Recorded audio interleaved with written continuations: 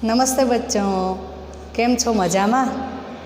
हाँ, घणा पाठ आपणे पूर्ण थई गया। धोरण 8 नी अंदर आपणे सुंदर मजानी आगळनी जे वात हती ते समझ्या अने ए कोनी हती? ए एक एकांकी नाटक स्वरूपे हती। हवे आजे आपणा ज धोरण 8 नी अंदर सुंदर मजानी एक विचारसरणी जेवी वातो आपी छे अने एमां सोच अपनी अपनी, सोच अपनी अपनी एवं सरस मजानुं दृश्य आपेलुं छे। जो तमे पाठ्यपुस्तकनी अंदर जोशो तो तमने ख्याल आवशे के आ बे चित्र आपेला छे एमां शुं कहेवा मागे छे। एवी सरस मजानी वातो छे। हाँ, ज्यारे आपणे वर्गखंडमां बधा हारे बैठा होय ने त्यारे चर्चा विचारणा करीए अने त्यारे एक ग्राम्य विस्तारना विद्यार्थीने अने एक शहेरी विस्तारना विद्यार्थीने आम बेये चर्चा करवानी छे। पण अत्यारे तो आपणे रूबरूमां मळी शकता नथी, छतां पण आपणे ज्यारे मळशुं त्यारे फरी पाછી सरस मजानी आवी चर्चा विचारणा करशुं। सोच अपनी अपनी यानी हर एक व्यक्ति की सोच अलग रहती है, चाहे दोनों भाई बहन हो, मम्मी पापा हो या तो हमारे मित्र हो, सबकी अपनी अपनी सोच अलग रहती है। आप देखते ही हैं कि सबके सोचने का तरीका अलग होता है। तो किसी विषय के पक्ष और विपक्ष में तर्क वितर्क सहित अपने विचारों की अभिव्यक्ति की वाद विवाद है।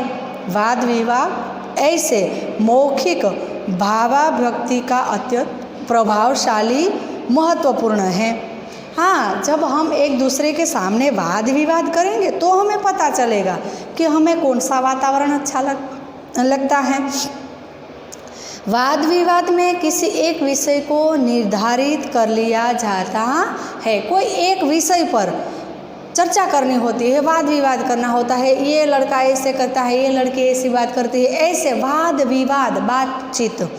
तो कुछ विद्यार्थी उस विषय के पक्ष में बात करेंगे, कुछ विद्यार्थी विपक्ष के विरोध में बात करेंगे। अपने अपने तर्क, अपने अपने विचारों के बारे में वह ऐसे श्रोताओं को बात सुनाते हैं। तो प्रस्तुत इकाई में एक वक्ता पक्ष में अपने विचार रखता है तो दूसरे उसके विपक्ष में इस प्रकार वक्ताओं की अपनी बातचीत की पुष्टि विपक्ष के कथन में खंडन किया जाता है और उनके अवसर भी मिलता है। ऐसी चर्चा विचारणा करने का अवसर भी मिलता है। तो इस इकाई में भी हमारी सोच बतानी है। देखो बच्चों, हम ग्राम्य विस्तार में से भी कोई बच्चे पढ़ाई करने के लिए आते हैं, कोई शहरी विस्तार में से भी पढ़ाई करने के लिए आते हैं। तो इधर आपको नीचे एक दो चित्र दिए गए हैं। तो दो चित्र में नीचे दिए गए चित्रों का ध्यान से अवलोकन कीजिए, यानी आप देखिए, फिर उन पर आधारित प्रश्नों के आधार पर कक्षा में वाद विवाद करवाइए। अब जब पढ़ाई करने के लिए आप आओगे तब हम ऐसे ही वाद विवाद करेंगे। वाद विवाद में क्या प्रश्न है? देखो, पहले प्रश्न में क्या है? दोनों चित्र में क्या अंतर है? ये दोनों चित्र दिखाई दे रहा है ना पाठ्य में आपको, तो उसमें क्या अंतर दिखाई देता है? अब देखो, मैं आपको बता रही हूँ, बच्चे तो मेरे सामने है ही नहीं। तो दोनों चित्र में पहला है वह गांव का चित्र है और दूसरा जो है वह नगर का यानी शहर का चित्र है। पहले चित्र में नदियाँ बहती हुई जा रही हैं, बच्चे उसमें स्नान कर रहे हैं, नहा रहे हैं, कई औरतें वहाँ कपड़े भी धो रही हैं और एक कुम्हार वह अपना बर्तन बना रहे हैं, घड़े ऐसे कुंडिये जो मिट्टी के बर्तन बनते हैं ना, वह कुम्हार है, वह बैठे बैठे बना रहा है। और एक औरत है वह पानी भरकर जा रही है। वैसे सामने वाले नदी के किनारे पर बहुत हमें घने पेड़ भी दिखाई दे रहे हैं और उस गांव के छोटे छोटे जो मकान हैं वह भी हमें दिखाई देते हैं। वह किसका चित्र है? हाँ, आपको पता चल गया कि यह गांव का चित्र है। आपने भी आपकी कॉपी में देखा होगा। अब देखो, नगर के चित्र में हमें क्या दिखाई देता है? तो नगर के चित्र में बहुत बड़ी बड़ी बिल्डिंगें दिखाई देती हैं और कोई एक आदमी, एक औरत वह रास्ते पर बस या रिक्शे का इंतज़ार करते हुए खड़े हैं और मिल के धुमाड़े भी दूर से हमें दिखाई दे रहे हैं। तो दूसरा प्रश्न क्या है? गांव तथा नगर के जीवन में क्या अंतर है और तुम्हें कौन सा रुचिकर लगता है और क्यों? देखो, बच्चों को हम जब प्रश्न पूछते हैं ना कि गांव के जीवन में और नगर के जीवन में क्या फ़र्क है, तब हमें ये चर्चा विचारा में बहुत झगड़ा झगड़ी कर देते हैं। कोई बच्चा बोलता है गांव का वातावरण शुद्ध होता है, गांव में रहने के लिए अच्छा लगता है, गांव में हमें वातावरण शुद्ध मिलता है। हाँ, तो उनकी बात भी सही है, गांव का वातावरण सुंदर होता है। वैसे गांव के कई लोग इधर आते जाते बैलों को लेकर खेत में जाते हैं, कहीं औरतें भी खेत में काम करती है, पुरुष भी ऐसे बैल लेकर गांव में और खेत में खेती करते हैं। गांव का दृश्य वैसे बहुत मनोहर होता है। फिर नगर के जीवन के बारे में जब चर्चा करने की बात होती है तो नगरवासी या तो नगर में रहने वाले बच्चे क्या बताते हैं कि हमारे शहर में सब लोग अपने अपने काम में जुड़े रहते हैं और क्या होता है कि समय के अनुसार ही काम करता है। उनकी बात भी सही है कि शहर के लोग अपने अपने काम में जुड़े रहते हैं, कभी वैसे तो वेस्ट समय बर्बाद नहीं करते और वह समय के अनुसार चलने के लिए जल्दी जल्दी जल्दी भागा दौड़ा काम करता है। लेकिन शहर के जीवन में धुमाड़ा रहता है, ये ट्रैफिक वाहन भी बहुत रहते हैं और कारखाने के धुमाड़े हैं, वह उनका वातावरण है वह अशुद्ध कर देता है। तो दोनों की बात सही है। हाँ, गांव के रहने वाले बच्चे हैं वह अपने गांव के बारे में ही चर्चा करते हैं, गांव के बारे में ही बात बताते हैं।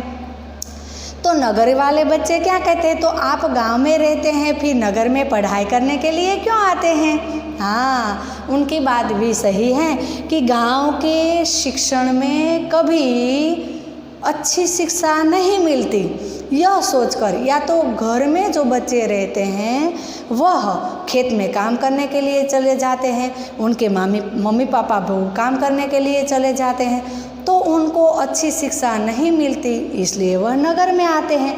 तो जब सामने सामने बच्चे वाद विवाद करते हैं तो उनको अपना अपना ही शहर, अपनी अपनी जगह ही अच्छी लगती है। लेकिन मैं तो बताती हूँ कि आप जहाँ रहते हैं वहीं बहुत अच्छी तरह से अच्छा लगता है। चाहे आप गांव में रहते तो गांव अच्छा लगेगा, चाहे आप नगर में रहोगे तो नगर आपको शहर अच्छा लगे। फिर देखो, प्रश्न तीसरा पूछा गया कि क्या तालाब का जल पीने के लिए योग्य है? यदि नहीं तो क्यों, और यदि है तो भी क्यों?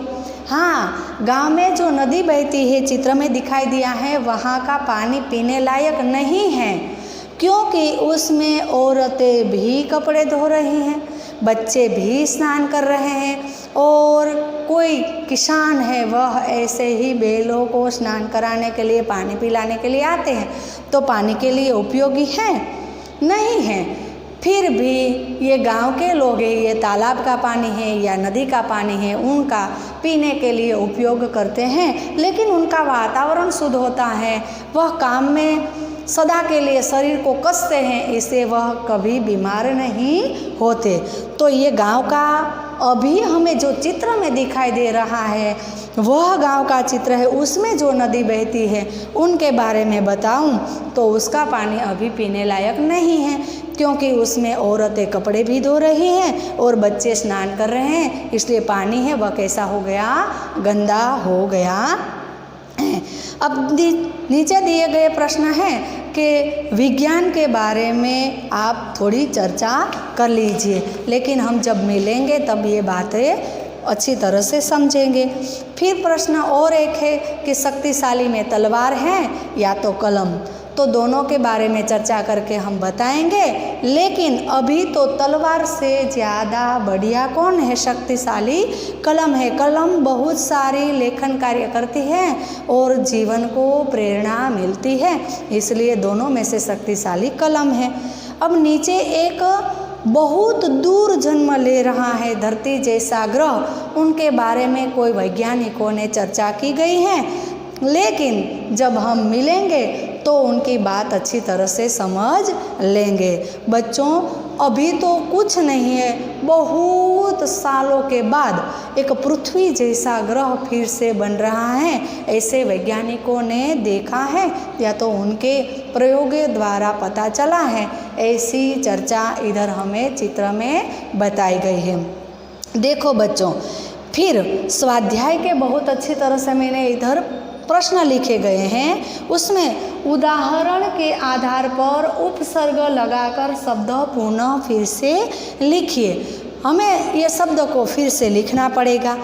तो इधर काउंस में बताया गया वि, प्र, अ, दूर, अध, नीर और गैर, ये शब्दों को लिखकर उपसर्ग यानी आगे जोड़ा जाता शब्द है, उनको उपसर्ग कहा जाता है। क्या कहा जाता है? उपसर्ग। तो आपकी कॉपी में देखो, पहला शब्द उदाहरण है तो वह दिया गया है भिन्न, तो उनके आगे लगा दिया वि, तो विभिन्न शब्द बन गया। क्या बन गया? विभिन्न। ऐसे ही देश, आगे लगा दिया वि, तो विदेश क्या बन गया?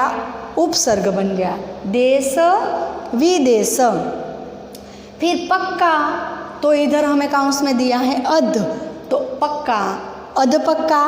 ऐसे ही गम दुर्गम, योग प्रयोग, जीव निर्जीव, बल निर्बल, समझ ना समझ, सुविधा असुविधा, वांछित अवांछित।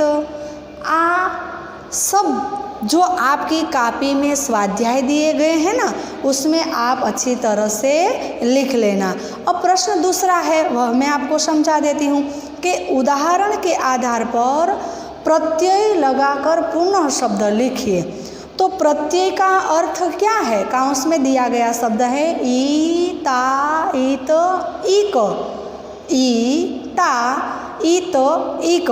तो उनके एक उदाहरण के लिए बताया गया पाठ्य में देखो, तो नियम प्लस इत नियमित, ऐसे विदेश प्लस विदेशी, प्रकृति इक प्राकृतिक, पुत्र प्लस ई पुत्री, लापरवाही लापरवाह प्लस ई लापरवाही, चंचल प्लस ता चंचलता, यंत्र प्लस इक यांत्रिक, मानव प्लस ता मानवता, हंस प्लस ई यानी हंसी।